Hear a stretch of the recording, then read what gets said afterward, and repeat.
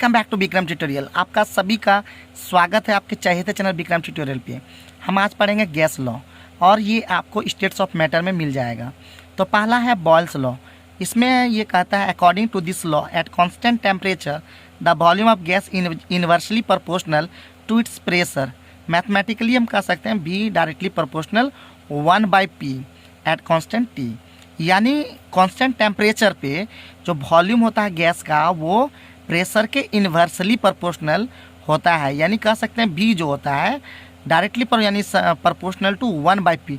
1/p का मतलब होता है इन्वर्सली प्रोपोर्शनल। ठीक है। Charles law according to this law at constant pressure the volume of gas is directly proportional to its temperature.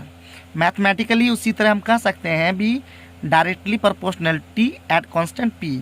और ये सब 2 बार 3 बार आप लोग याद करते हुए चलिएगा और लिख करके प्रैक्टिस कीजिएगा ताकि आप सारे गैस लॉ को लिख सकें। आइए बढ़ते हैं गे-लुसेक लॉ।